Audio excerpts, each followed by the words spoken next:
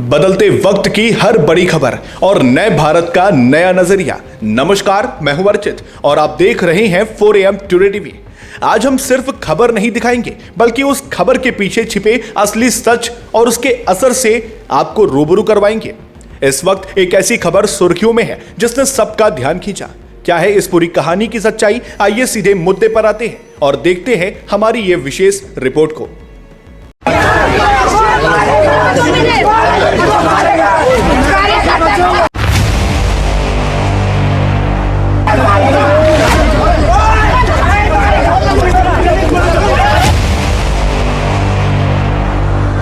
इस वक्त की बड़ी खबर आ रही है पश्चिम बंगाल से, जहां मतगणना से पहले स्ट्रांग रूम को लेकर बड़ा राजनीतिक विवाद खड़ा हो गया है। पोस्टल बैलेट और ईवीएम की सुरक्षा को लेकर आरोप प्रत्यारोप का दौर तेज हो चुका है। मामला इतना बढ़ गया कि राज्य की मुख्यमंत्री ममता बनर्जी खुद स्ट्रांग रूम पहुंच गईं और कई घंटों तक वहीं मौजूद रहीं। इस पूरे घटनाक्रम ने चुनावी माहौल को और ज्यादा गर्म कर दिया है। बताया जा रहा है कि कोलकाता के भवानीपुर इलाके में स्थित स्ट्रांग रूम को लेकर अचानक विवाद शुरू हुआ, जब तृणमूल कांग्रेस की ओर से आरोप लगाया गया कि पोस्टल बैलेट की प्रक्रिया के दौरान अनियमितता हो रही है। पार्टी नेताओं ने दावा किया कि कुछ लोग पोस्टल बैलेट से जुड़े कार्यों में शामिल दिखाई दिए, जिसके बाद सवाल खड़े होने लगे। इसी को लेकर पार्टी ने आपत्ति दर्ज कराई और मौके पर पहुंचकर विरोध शुरू कर दिया।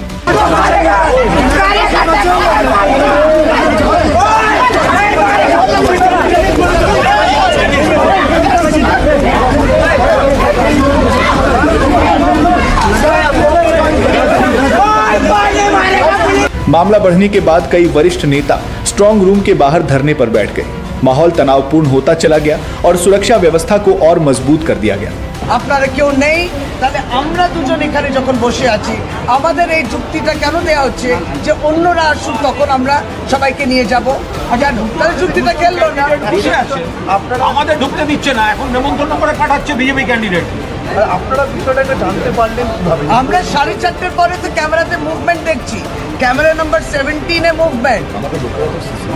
তারপরে তো আসলে আমাদের লোকেরা ইলেকশন কমিশনের এই স্কুটিনির কাজে 3:30 4 অবধি তো এখানেই ছিল, ফলে তাদেরকে জানানো হয়নি যে এখানে আবার ওই মেশিন খোলা হবে।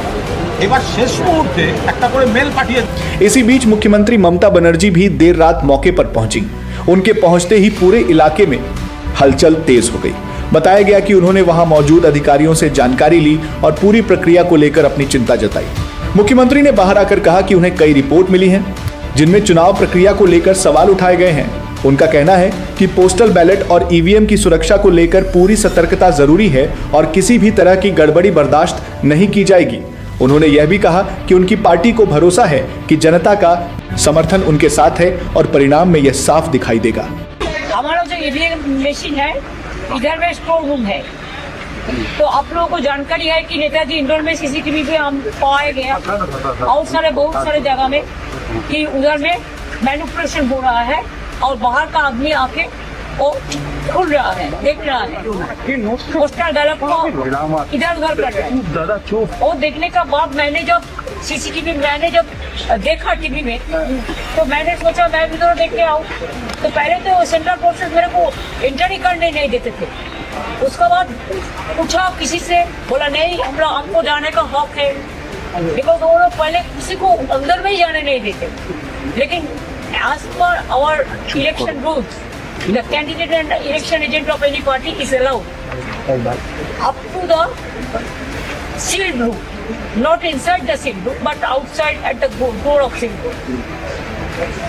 तो पहले तो ये लोग मेरे को घुसने ही नहीं देते थे। उसके बाद उसको फोन किया, बट आरो किसी से परमिशन लेके आरो मेरे को घुसने दिया। और जो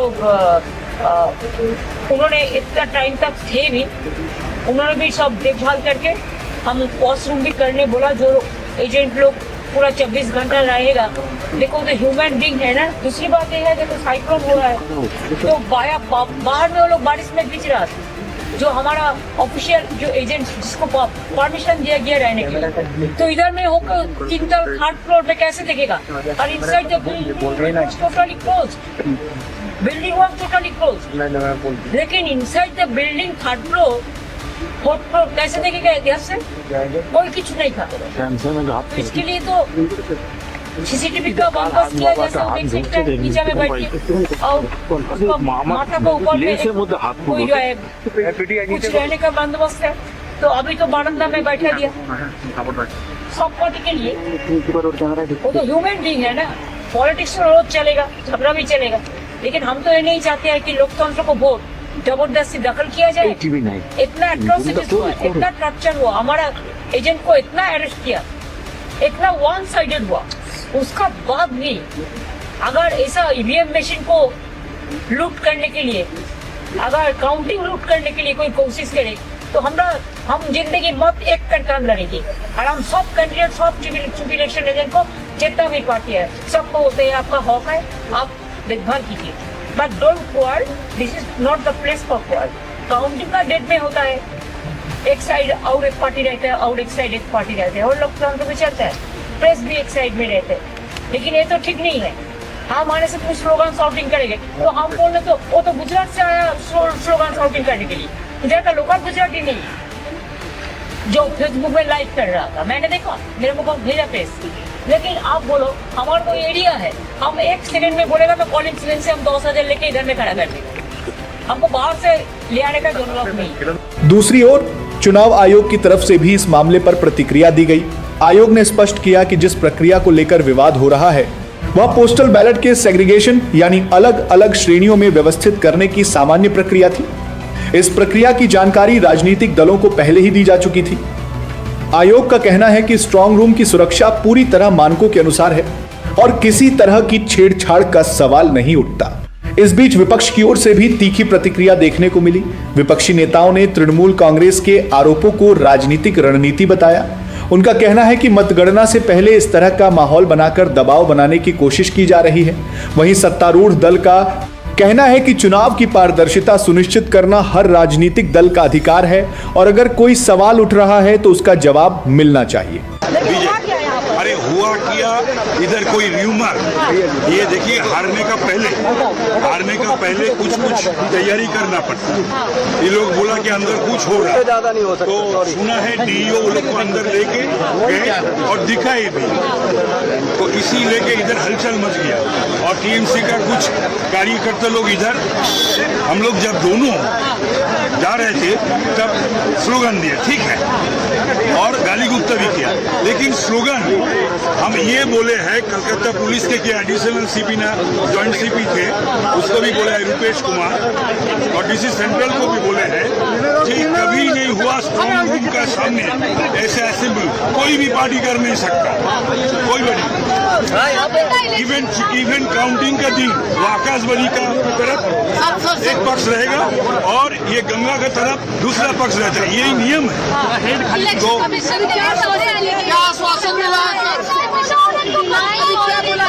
अरे ये तो डिनाई तो करना वाला ही है, ये तो कोई जो लोग फॉल्स नैरेटिव तैयारी करते हैं, करके बाजार में छोड़ते हैं और ये विभ्रांत फैला रहा है और आम जनता को ये लोग झूठ समझा रहा है। ये सही नहीं है, ये गलत है, और जो भी हुआ था, जो हम लोग सुने थे, वो सब सही नहीं है, गलत है। और अब सबसे बड़ा सवाल यही है कि क्या यह सिर्फ चुनावी तनाव का परिणाम है या फिर वास्तव में किसी प्रक्रिया को लेकर भ्रम की स्थिति बनी, क्योंकि पोस्टल बैलेट हमेशा चुनावी नतीजों में अहम भूमिका निभाते हैं, खासकर करीबी मुकाबले में। ऐसे में किसी भी प्रक्रिया पर उठे सवाल राजनीतिक रूप से बड़ा मुद्दा बन जाते हैं। ताजा अपडेट यही है कि फिलहाल स्ट्रांग रूम की सुरक्षा बढ़ा दी गई है। राजनीतिक दलों के प्रतिनिधि स्थिति पर नजर बनाए हुए हैं और मतगणना को लेकर सभी की निगाहें अब आने वाले नतीजों पर टिकी हुई हैं। बंगाल की राजनीति में यह घटनाक्रम इसलिए भी महत्वपूर्ण माना जा रहा है क्योंकि यहाँ हर चुनाव बेहद हाई वोल्टेज होता है और छोटे घटनाक्रम भी बड़ा राजनीतिक संदेश दे जाते हैं। अब देखना होगा कि मतगणना के बाद नतीजे क्या तस्वीर सामने लाते हैं और क्या ये आरोप प्रत्यारोप सिर्फ राजनीतिक बयानबाजी साबित होते हैं या आगे कोई नया विवाद जन्म लेता है। आप इस पूरे मामले को कैसे देखते हैं? क्या स्ट्रांग रूम और पोस्टल बैलेट को लेकर उठे सवाल जायज हैं या फिर ये सिर्फ चुनावी माहौल का दबाव है? अपनी राय हमें कमेंट बॉक्स में जरूर बताएं।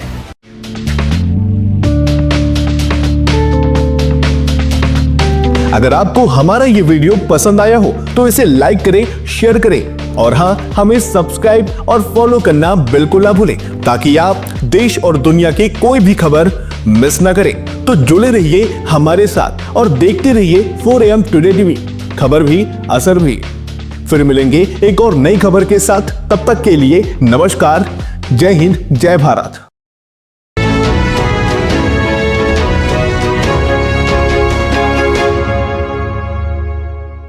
आप देख रहे हैं 4 AM टुडे टीवी, नए भारत का नया नजरिया।